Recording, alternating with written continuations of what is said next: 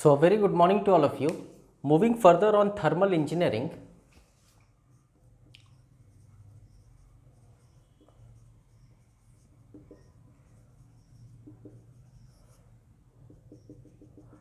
our today's topic is Avogadro hypothesis. Okay. In fact हम लोग Avogadro law के बारे में भी बात करेंगे।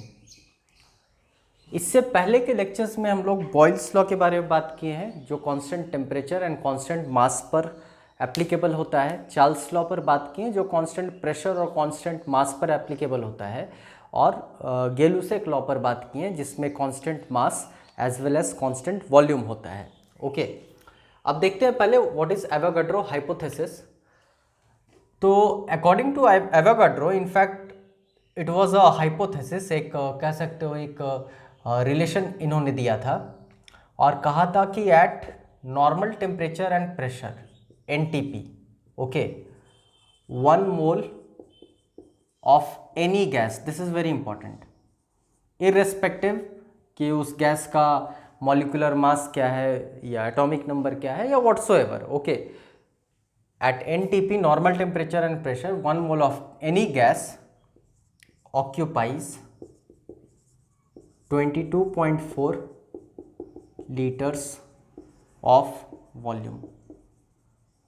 Okay, so this statement is very important कि अगर हम लोग 1 मोल गैस की बात करेंगे, ओके, जो इन फ्यूचर थर्मल इंजीनियरिंग में हमारा कह सकते हो इसका इम्प्लीकेशन बहुत दिखेगा आपको, वो बाद का एजेंडा होगा।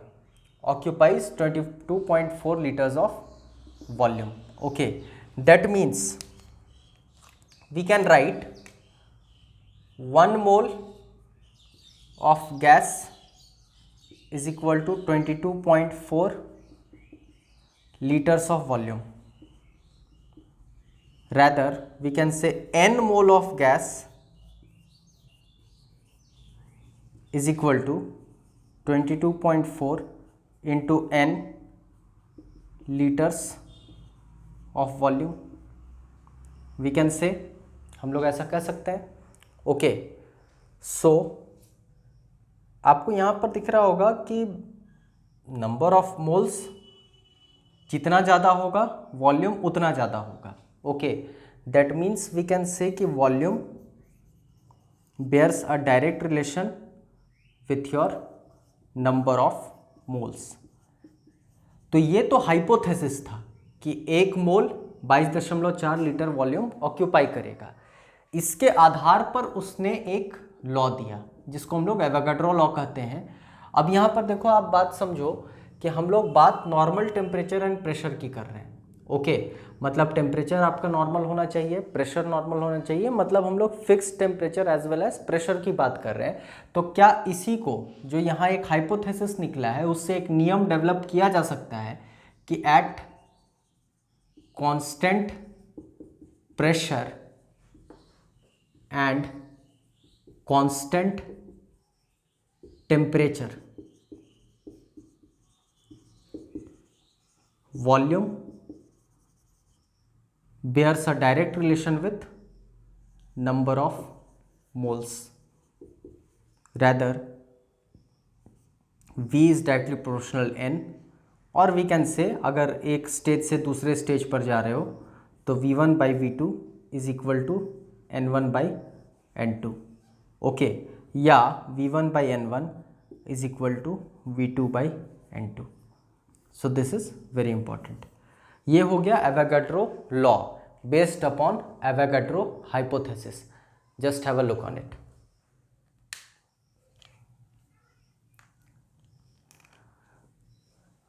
ओके, मतलब यहाँ पर हम लोग बात किए कांस्टेंट प्रेशर की और कांस्टेंट टेम्परेचर की। ये कहाँ से आया?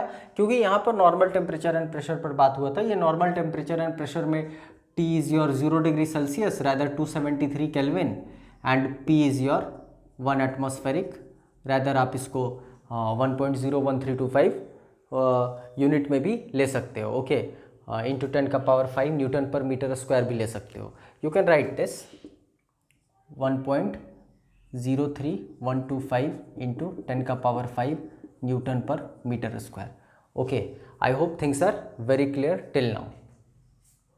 ओके, तो अब तक अगर हम लोग एक जगह पर कंसोलिडेट करें तो अब तक 4 नियम हम लोग देख चुके हैं।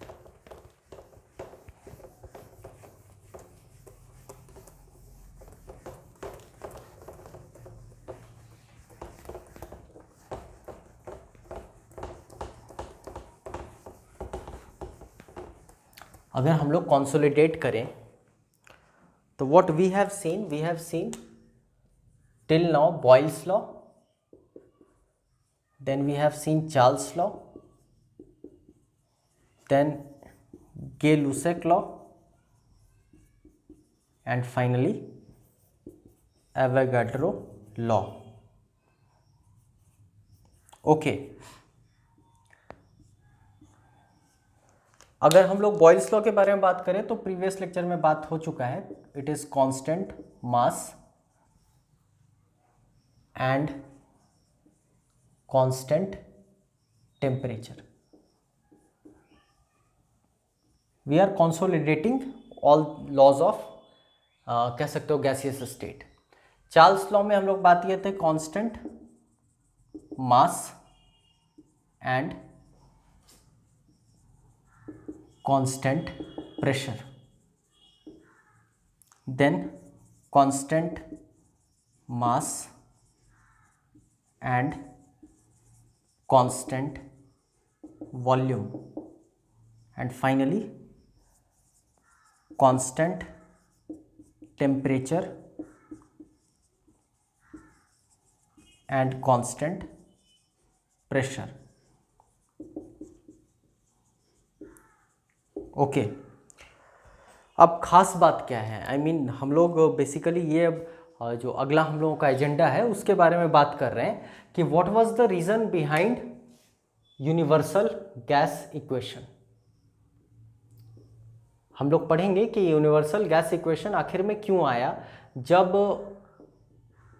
कह सकते हो गैसियस स्टेट्स के लिए बॉयल्स लॉ था, चार्ल्स लॉ था, गे-लुसेक लॉ था, as well as Avogadro law था। तो खास बात आपको यहां पर यह दिख रहा होगा कि सब एक दूसरे का कॉन्ट्राडिक्टरी है। कॉन्ट्राडिक्टरी इन द सेंस कि क्या आप बॉयल्स लॉ और चार्ल्स लॉ एक समय पर लगा सकते हो? फाइन, तो आप बोलोगे चलो सर कांस्टेंट मास यहाँ तक तो सही है, लेकिन जब बॉयल्स लॉ के लेक्चर को आप फॉलो किए होंगे तो बॉयल्स लॉ में देखे थे कि हम लोग पढ़े थे P1 V1 is equal to P2 V2। Okay, I hope things are very clear. तो यहाँ पर आप देख पा रहे होंगे कि एक प्रेशर 1 है, एक प्रेशर 2 है, लेकिन जब चार्ल्स लॉ पर हम लोग आते हैं तो चार्ल्स लॉ में it was V1 by V2 is equal to T1 by T2, और यहां पर P1 is equal to P2 था। ओके, और यहां पर हम लोग बात किए थे T1 is equal to T2, मतलब कॉन्ट्राडिक्टरी हो गया। जहां अगर आप बॉयल्स लॉ लगा लेते हो तो you can not apply Charles law, क्योंकि यहां पर P1 और P2 अलग अलग है, ओके, और यहां पर P1 और P2 सेम है। सिमिलरली अगर आप चार्ल्स लॉ लगा लेते हो तो क्या आप गे-लुसेक लॉ लगा सकते हो? तो आप बोलोगे कि सर कांस्टेंट मास तो है, ओके, लेकिन कांस्टेंट वॉल्यूम का मतलब हुआ V1 is equal to V2, लेकिन यहां हम लोग P1 by P2 is equal to T1 by T2 ऐसा कुछ पढ़े थे। अगर आप चार्ल्स लॉ लगा रहे हो तो P1 और P2 तो बराबर है, which is equal to P, तो we can not apply like this. Okay, ये आप यहां पर बिठाओगे तो इस इक्वेशन का कोई मतलब ही नहीं बनेगा। मतलब अगर आप बॉयल्स लॉ लगा ले रहे हो तो चार्ल्स लॉ नहीं लगा सकते हो, चार्ल्स लॉ लगा लेते हो तो गे-लुसेक लॉ नहीं लगा सकते हो। मतलब देयर इज अ नीड कि कोई एक ऐसा सिचुएशन डेवलप हो जहां पर हम ये सब लॉ को एटलीस्ट सेटिस्फाई कर पाएं। इसका अर्थ ये हुआ कि अगर आप बॉयल्स लॉ को सेटिस्फाई कर रहे हो तो 100% आप चार्ल्स लॉ को सेटिस्फाई नहीं कर पाओगे। चार्ल्स लॉ को सेटिस्फाई करो, you can not satisfy Gay Lussac law, rather if you are satisfying Gay Lussac law you can not कह सकते हो सेटिस्फाई एवोगाड्रो लॉ। आप समझ पा रहे होंगे यहाँ पर कांस्टेंट टेम्परेचर कह रहा है और कांस्टेंट प्रेशर कह रहा है। तो अगर कांस्टेंट टेम्परेचर और कांस्टेंट प्रेशर मतलब चलो बॉयल्स लॉ एप्लीकेबल हो सकता है, ओके, प्रेशर कांस्टेंट पे चार्ल्स लॉ एप्लीकेबल हो सकता है, लेकिन यहाँ पर कांस्टेंट मास की बात नहीं हो रही है। तो कांस्टेंट मास मतलब ये तीनों कह सकते हो आपका एक वेरिएबल नहीं आ रहा है, मतलब फिर से कॉन्ट्राडिक्टरी हो गया। So there was a need of universal gas equation, just reason behind कि कोई ये चारों लॉ एक दूसरे का विरोधाभास था, कॉन्ट्राडिक्टरी था। ओके, अगले क्लास में हम लोग देखेंगे कि यूनिवर्सल गैस इक्वेशन क्या होता है या फिर उसका फिजिकल सिग्निफिकेंस क्या होता है। That's all for today, thank you.